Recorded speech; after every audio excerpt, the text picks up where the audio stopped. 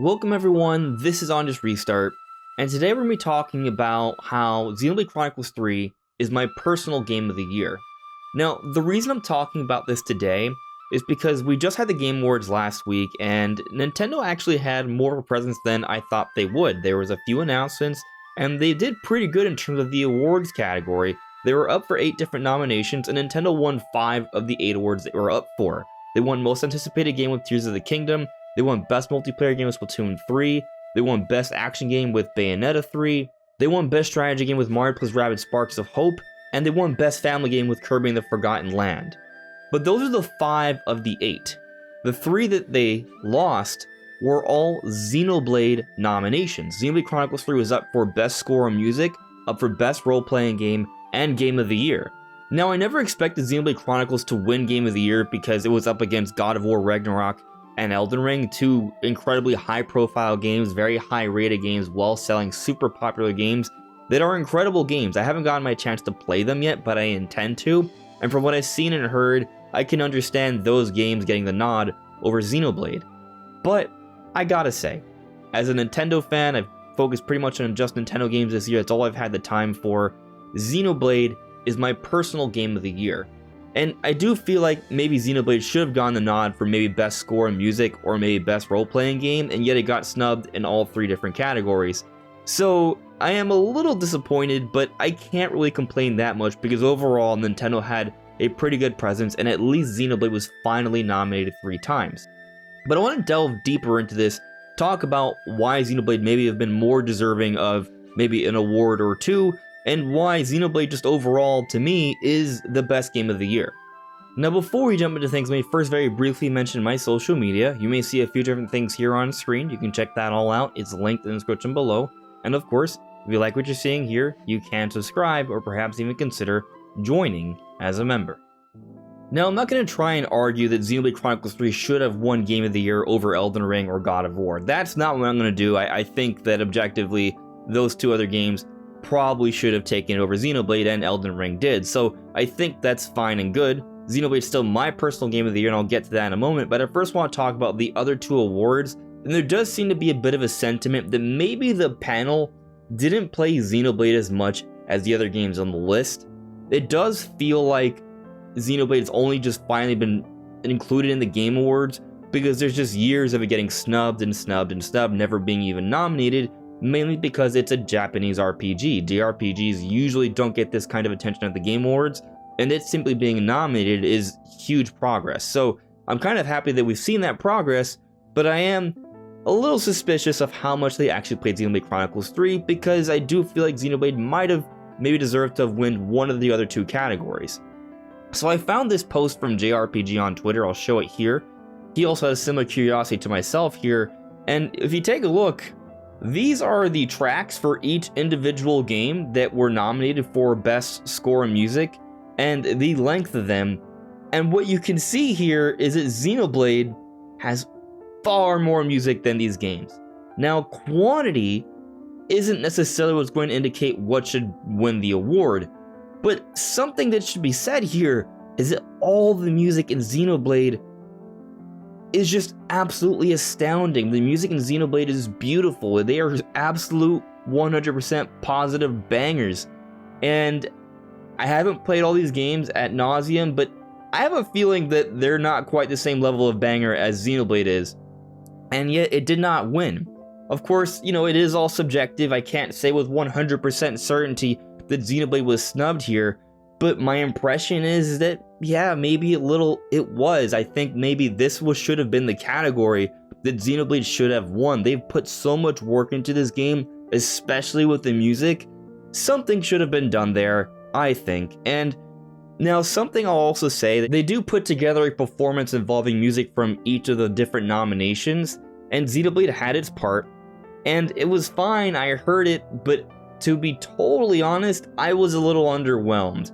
They did pull out the flute, which I appreciated, or were trying to make a nod towards the flute in Xenoblade, but I don't even think it did a good job of really mimicking that or really giving me a good sort of feeling on the effects that Xenoblade had on me. I honestly was underwhelmed. I was underwhelmed overall by the performance, and I just felt that Xenoblade just didn't get its justice. It wasn't done right. So a little disappointed on that, and it didn't win, which is unfortunate, but you know, at the end of the day, these things are subjective, and we'll never really know how fairly it was judged. We can just speculate and be suspicious and create all sorts of levels of conspiracy theories here.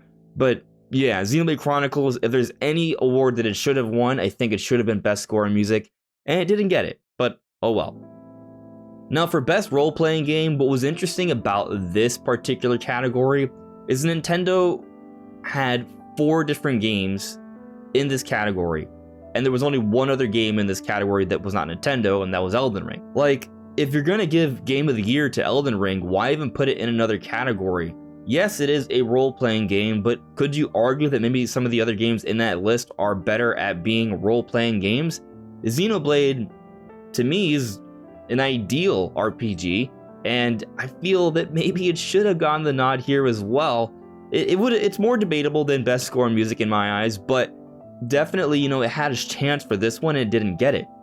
Neither did Legends Arceus, neither did Live Alive, neither did Triangle Strategy, the other Nintendo games that were in this list of nominations. And it's just unfortunate. You know, I really feel like Xenoblade should have gotten a little bit more respect here. And let me get to why I think Xenoblade deserves more respect. It's an incredible game. You know, I put out my final thoughts on the game about a month or so back, and you know, having played through the entire game, I've dabbled in the post-game, I'll be getting back to it in a bit. The game was just amazing. From start to end, I thoroughly enjoyed Xenoblade Chronicles 3. When I compare it to any other Nintendo game that came out this year, Nintendo had some good games. You can take note of that simply by the nominations and awards they got at the Game Awards. There was a decent lineup of games this year, but Xenoblade to me stands tall above all of them. From the beginning moments, I just felt like the presentation of Xenoblade stood tall. Just when you see the cutscene, you see the particle effects, you see the music, the story and tone that they're setting, it really draws you in, more so than most other games. And it's something that I actually personally struggle with nowadays. I struggle to really get drawn into stories, be it movies, books, video games, or what have you, unless I force myself. And with Xenoblade, those opening moments drew me in immediately. And the way the game seems to have improved over previous games is just impressive.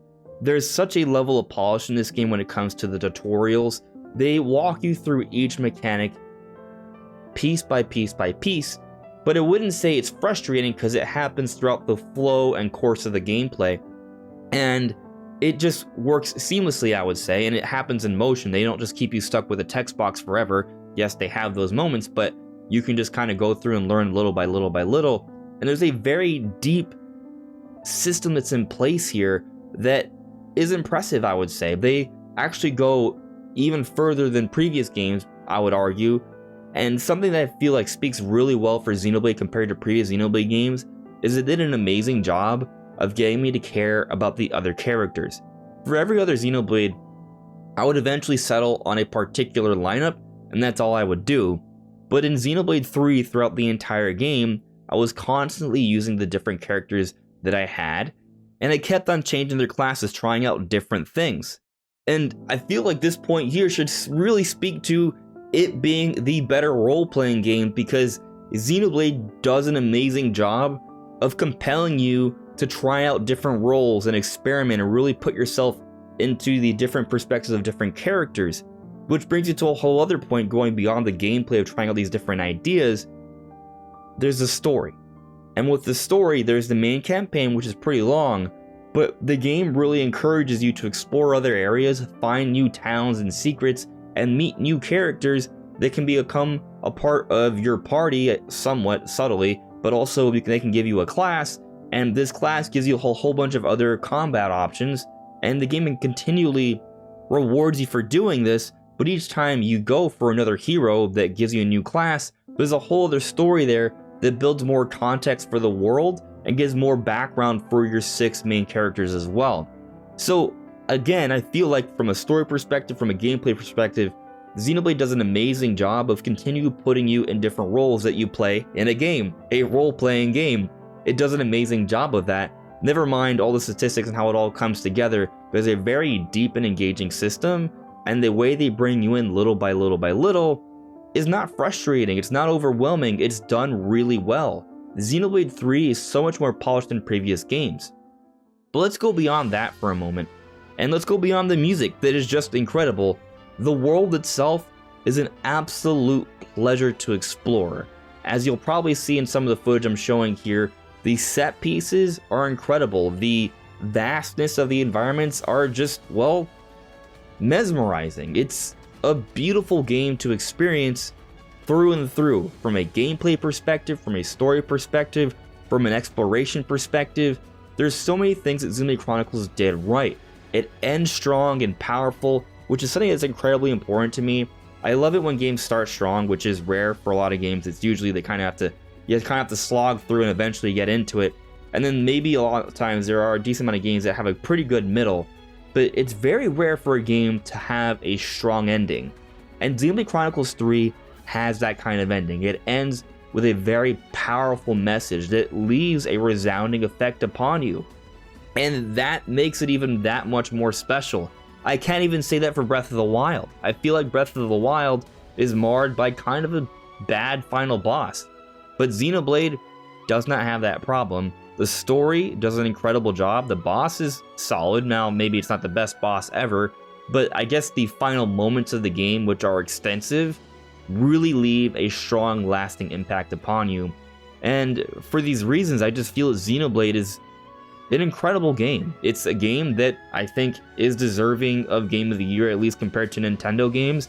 And I think it probably should have gotten just a little bit more attention and maybe have won another award or two at the Game Awards this year. Of course, that's my opinion. This is all a subjective matter. But yes, Xenoblade Chronicles 3 is my personal Game of the Year. It's an incredible experience. If you love RPGs, absolutely give it a try. I have a hard time seeing how you'll regret it, because it's just through and through an incredible experience from beginning to end. But anyways, guys, those are my thoughts on Xenoblade Chronicles 3 and it being my personal Game of the Year. What do you guys think? Let me know in the comments below. This is On Just Restart. Thank you so much for listening and watching, and I'll see you all really soon. Take care. Bye.